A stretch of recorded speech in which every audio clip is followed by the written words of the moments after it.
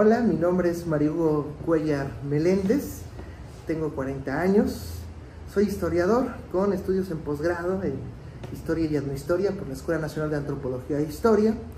Y bueno, pues toda mi vida he vivido en Iztacalco, o la mayor parte de mi vida la he vivido en Iztacalco. Mi mamá nació ya en la Agrícola Oriental, ahí por ahí de la década de los 50. Mi familia paterna se vino a vivir a la Agrícola Oriental la década de los 60 del siglo pasado. Entonces mi familia materna y paterna todos viven en Iztacalco, ¿no? Es nuestra colonia, tengo parientes, amigos, y también como parte de mi labor de historiador, pues en mis estudios, en mis investigaciones, también he abarcado algunos temas sobre Iztacalco. Yo creo que soy una persona muy ligada en Iztacalco, parte de mi trabajo que hago en la actualidad es sobre Iztacalco. He trabajado en la alcaldía de Iztacalco y pues bueno, ¿qué les puedo decir? Conozco todas sus colonias, ¿no? Y bueno, el día de hoy yo les quiero platicar sobre el capítulo 8 del libro de nuestro presidente, que se llama Gracias. El capítulo se llama Durante el narcoestado me dieron por muerto. Es un capítulo que es muy pequeño en tamaño, pero que tiene una información que me parece de verdad interesante. Dentro del título, Durante el narcoestado me dieron por muerto, me hace pensar y recordar a tantos personajes de la historia, personajes ficticios, personajes del cine, personajes de novelas. Uno de los primeros personajes que me llega a la mente, por ejemplo, es Napoleón Bonaparte, exiliado por lo menos 2 veces en su vida. Una de ellas en la isla Elba, una pequeña islita chiquitita, ahí a 20 kilómetros de la Toscana italiana, ahí por ahí de 1813, 1814, si no me equivoco, va a estar ahí exiliado, después de sus fallidos intentos por conquistar Rusia, la famosa Tierra Quemada, y su regreso poco digno hacia Francia, donde acaban casi con todo su ejército. Se va a dar una batalla en Leipzig, donde va a ser derrotado. Se van a firmar los tratados de Fontainebleau, donde finalmente Napoleón Bonaparte pues va a ser exiliado. Y la mayor parte de las personas, de los gobiernos, de los gobernantes, de los aliados en ese momento, pues dieron a Napoleón lo dieron por muerto políticamente, ¿no? ¿Cómo olvidar esa famosa historia donde Napoleón logra escapar de la isla Elba, recorre el mar Mediterráneo, llega a Francia y empieza a caminar todos los pueblitos? A donde quiera que va, recorre los pueblitos, y en cada pueblito la gente se le va juntando. Cuando finalmente llega a las afueras de París, el ejército sale a hacerle frente, y en ese momento Napoleón les dice, ¿no? A ver, ejército de Francia, que tantas veces peleó conmigo, le van a disparar a su emperador, y el ejército de Francia se une a Napoleón, dando inicio a una etapa de la historia de la Revolución Francesa, o más bien de la historia de Francia, que se llama el gobierno de los 100 días, que tristemente para Napoleón acabará en Waterloo. Este personaje que parecía muerto políticamente, muerto totalmente, resurge y hace una nueva revolución y pone a todo el mundo de cabeza, ¿no? Me llega a la mente la historia de Juan Escudero, el famosísimo, bueno, no es tan famoso, es una historia local de Acapulco, muy bien contada por Paco Ignacio Taibo en diferentes espacios, en diferentes foros. Juan Escudero, gran luchador social acapulqueño, que en algún momento consiguió, después de muchos años de recorrer los pueblos, de hablar con pescadores, de hablar con cargadores, desembarcadores de mercancías en el puerto de Acapulco, logra formar un partido político, el Partido Obrero de Acapulco, y ese partido pues lo va a llevar a la presidencia municipal, ¿no? Convirtiendo a Acapulco en el primer municipio socialista de México. Lo interesante es que en alguna ocasión pues le van a disparar hasta matarlo, o por lo menos eso creía pues sí, la gente que no lo quería por sus políticas a favor del pueblo, y le van a dar el tiro de gracia, ¿no? Juan Escudero va a sobrevivir a un tiro de gracia, ¿no? Y de hecho sobrevive 2 veces a 2 tiros de gracia. En la primera ocasión sobrevive, sus propios partidarios lo dan por muerto. De hecho, escriben en el periódico Regeneración de allá de Acapulco que el líder del Partido Obrero Acapulqueño pues está muerto, y sin embargo pues no está muerto. De las cenizas, ¿no? Lo logran operar con una cuchara, dice Paco Ignacio Taibo. Lo logran operar y logra salvar la vida, aunque pierde un brazo, pierde la movilidad del cuerpo y apenas puede hablar, y con la ayuda de unos niños logra dar sus discursos de campaña en la segunda ocasión que peleó, que luchó por llegar a ser alcalde, presidente municipal de Acapulco, ¿no? En ese momento, ya lo creían muerto, y regresó para, pues de esa manera, llegar a ser presidente municipal de Acapulco. Y pues bueno, pues este libro, este capítulo, de alguna manera va en esa tesitura, ¿no? Su objetivo es hacer la descripción de los momentos más aciagos, más tristes, más dolorosos del gobierno usurpador de Felipe Calderón, del 2006 al 2012. Venimos de una derrota política, una derrota importante, porque se pensó que de alguna manera la resistencia civil pacífica iba a obtener algún tipo de beneficio, el plantón de reforma, todo lo que se hizo en su momento, y sin embargo, pues tristemente pues no se obtiene. Se hace por ahí una convención nacional democrática y llega sin embargo a la presidencia de la República Felipe Calderón, el gobierno usurpador. Si hay una pregunta en este sentido, un cuestionamiento que lleve este capítulo, pues es precisamente cómo es que fue la política, ¿no?, en materia de seguridad del gobierno de Felipe Calderón, ¿no? De hecho, es un capítulo muy breve, pero es un capítulo que habla de uno de los momentos más negros en la historia moderna del país. Estamos hablando de que este capítulo habla de la lucha contra el narcotráfico, de lo que se denominó en su momento, porque aunque lo negó toda la vida Felipe Calderón, él sí llegó a decir que se trataba de una guerra contra el narco, ¿no? Entonces, en este sentido, pues, es un capítulo que habla de ese momento de la historia moderna del país. Y bueno, él viene de otro capítulo. El capítulo anterior está hablando de las acciones del gobierno usurpador en diferentes materias. En este capítulo pues va a hablar de este tema, ¿no?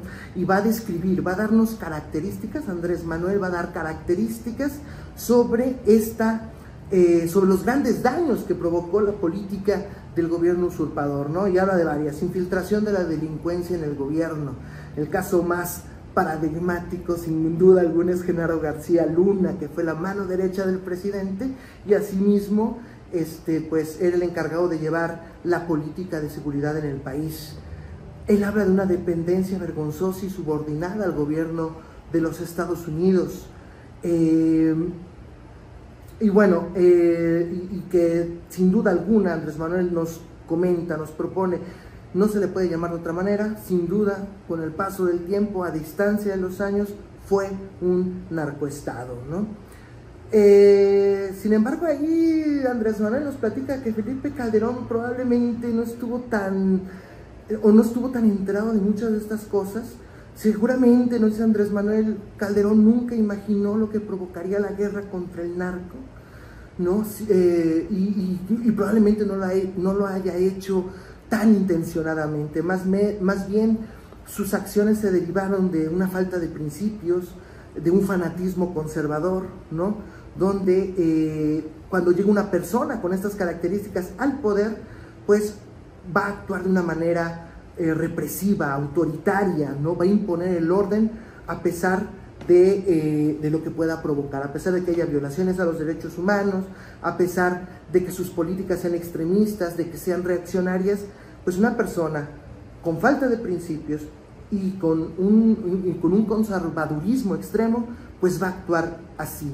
Eso se debe, nos dice, a su falta de legitimidad. Eso es algo muy interesante que menciona Andrés Manuel como una propuesta, ¿no? Es decir, la guerra contra el narco está determinada por esa falta de legitimidad que durante sus 6 años de gobierno tuvo Felipe Calderón, ¿no? Y en este sentido nos va a mencionar las características. Este libro habla de las características de esta etapa oscura, de esta etapa violenta, donde todavía a la fecha seguimos padeciendo o somos víctimas de este momento histórico, ¿no? Por ejemplo, nos habla, es una etapa que se caracterizó por el aumento nunca antes visto de la violencia en el país, por la protección del gobierno a grupos delincuenciales en particular. Uno de los temas que más le apasiona a Andrés Manuel, además menciona en alguna parte de este capítulo las muertes misteriosas de los secretarios de gobernación, ¿no? Dos secretarios de gobernación y un encargado de la seguridad en el país. Asimismo, hay un tema que Andrés Manuel desarrolla en este capítulo, que a mí me llama mucho la atención: el intervencionismo prepotente del gobierno de los Estados Unidos a través de la DEA. Y aquí Andrés Manuel despliega una serie de ideas desde el Plan Mérida. ¿Se acuerdan del Plan Mérida? El operativo Rápido y Furioso. ¿Se acuerdan del operativo Rápido y Furioso? Pero hay un tema que a mí sí comenta algo que a mí me parece muy importante, ¿no? Lo difícil que fue para los Estados Unidos y para el gobierno de Calderón subordinar al ejército mexicano a estas políticas intervencionistas. Derivado de esta dificultad, el gobierno mexicano y los Estados Unidos van a enfocarse en la Secretaría de Marina. Y aquí viene algo que me parece interesante, porque es la época en donde la Marina es la que supuestamente va a tener los mejores y los mayores triunfos en la lucha contra la delincuencia organizada, como por ejemplo la captura y abatimiento de Arturo Beltrán Leiva, el cual Andrés Manuel comenta en este capítulo, en donde señala que la forma en cómo trataron el cuerpo de este delincuente pues nunca se había visto. Mancillación o mancillaron el cuerpo, se burlaron de él, y eso probablemente produjo algunas venganzas en algunos lados. El hecho de que se haya buscado que el ejército, que la Marina viniera a hacer las acciones duras, frías, las acciones sucias en esta política contra la delincuencia organizada, me llama bastante la atención. Creo que Andrés Manuel lo pone aquí y creo que merece que se hagan reflexiones alrededor de este tema, ¿no? Y que habla de uno de los temas más importantes en la historia de México, la historia del ejército mexicano, la historia de este ejército que, a diferencia de muchos ejércitos en América Latina, surgen de las independencias latinoamericanas. El ejército mexicano no. El ejército mexicano surge de la Revolución Mexicana. El ejército que hizo la independencia de México fue destruido por el ejército mexicano de la Revolución. O sea, no es como Chile, Argentina o Brasil, que viene una herencia militar desde la independencia de sus países. No, en México no. En México nuestro ejército es muy joven, a diferencia de la Marina, ¿no? La Marina, que fue creada en el primer gobierno presidencial de Guadalupe Victoria, ¿no? Entonces, esta historia del ejército siempre me ha parecido apasionante. Cómo es que en algún momento del siglo XX, cuando se empiezan a elegir presidentes civiles, cómo es que este ejército mexicano, que se había peleado durante muchas décadas por el poder, se mete a sus cuarteles, ¿no? De repente sale para hacer algunas acciones que se le piden, pero en general para la época de Calderón pues estaban en los cuarteles el ejército. Pues aquí en este momento pues nos habla de esta etapa, ¿no? Donde fue más fácil, de alguna manera, nos dice Andrés Manuel, pues cooptar a la Marina, ¿no? Que al ejército mexicano. Entonces me parece que es un tema que va a permitir reflexiones que desde la historia y otras ciencias sociales se podría abarcar, ¿no? Y también nos habla de la gran letalidad. En 2 años murieron 171 militares y marinos. En el gobierno de Calderón se podría promediar 57 militares o marinos muertos, ¿no? Y finalmente concluye Andrés Manuel este retrato de esta época tan oscura, como con una crítica ya muy mordaz, muy precisa sobre la desatención a las causas del problema: la falta de oportunidades, la desigualdad, la pobreza, la falta de bienestar, van a ser generadas durante el periodo neoliberal, ¿no?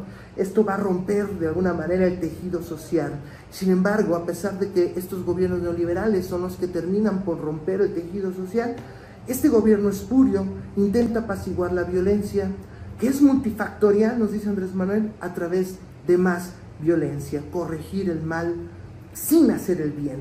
Esto es un pensamiento hipócrita, dice Andrés Manuel en algún momento de este capítulo. Bueno, ¿qué es lo que más me gustó? Pues la propuesta de Andrés Manuel, ahí la menciona. Para vencer la inseguridad y la violencia es necesario hacer cambios efectivos en lo social.